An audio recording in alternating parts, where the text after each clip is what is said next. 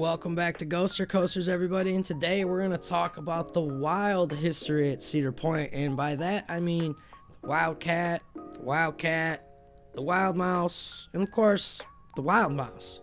Let's go ahead and get into it, guys, but first, a huge shout out goes out to all of our channel members and subscribers of the channel. If you haven't already, be sure to do that, or your coaster count and your coaster credits might get erased. I don't know, guys, I'm just saying. Anyways, let's go ahead and get into this video here.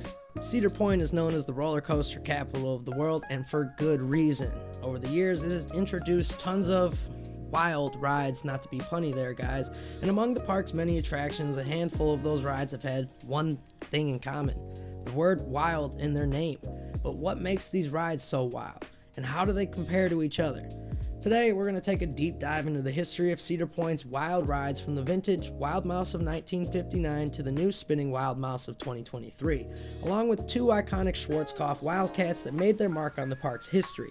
It's the ultimate battle of the wilds at Cedar Point, so let's go ahead and get into it, everybody.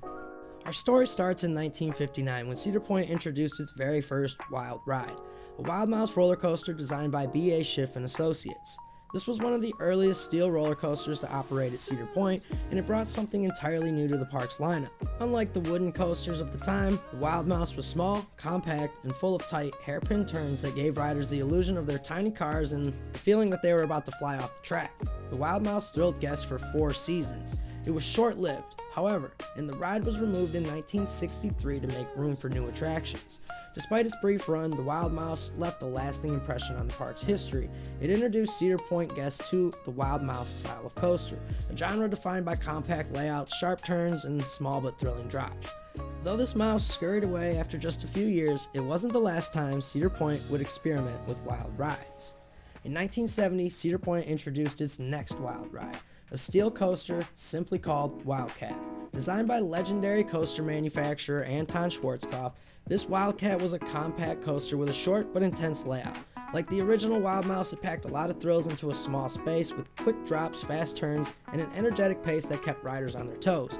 The Wildcat was located near the Cedar Point Ballroom, a historic venue that once hosted dances, concerts, and special events. Today, you kind of just know it as the arcade area.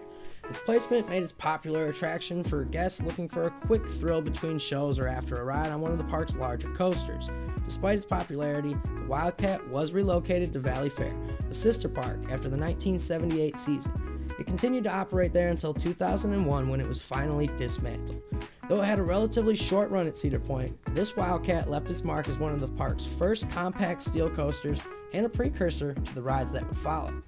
Let's get into the second coming of the Wildcat. Just 1 year after the original Wildcat left the park, a new Wildcat, this time with a capital C, arrived to take its place. Also designed by Schwarzkopf, this Wildcat was very similar to its predecessor, with a compact layout, tight turns, quick drops that delivered thrilling ride experiences. However, what made this Wildcat unique was its tendency to roam around the park. And finally, near Millennium Force, the Wildcat's long run at Cedar Point came to an end in 2011, when it was removed to make room for the Luminosity show and later, the Valraven. Today, the spot where Wildcats once stood is home to Valraven's massive plot, and of course, the new Siren's Curse, and where the stage used to be, across from the, obviously the performance area there. Despite its removal, the Wildcat remains a beloved part of Cedar Point's history, remembered fondly by those who rode it during its, various years of operation. AKA me. I loved that ride. That thing was so cool, everybody. I don't care what anybody has to say. That was one of the best little Wildcat compact rides ever. But let's get into the modern era. After more than a decade without a wild ride, Cedar Point brought back the Wild Mouse in 2023 with the debut of its brand new Wild Mouse roller coaster. This time designed by Zamperla and featuring a modern twist on the classic Wild Mouse concept.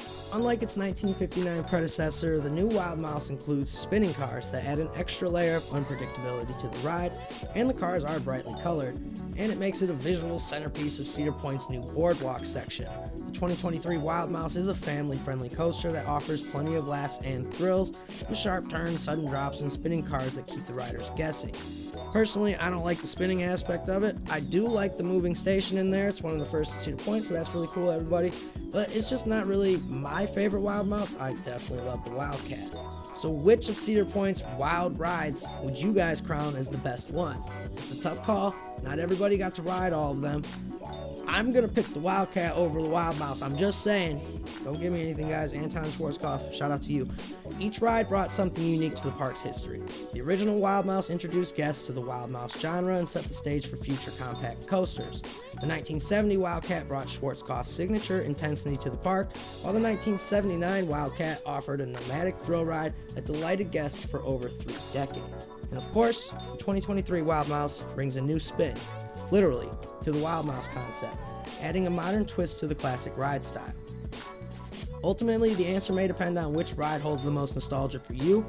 Whether you remember the old 1959 Wild Mouse, if I have someone out there that does, please let me know, that would be awesome.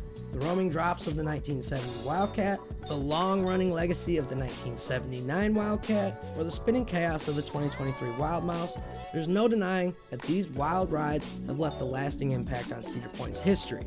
So what do you guys think? Which ride deserves to be called the wildest of them all?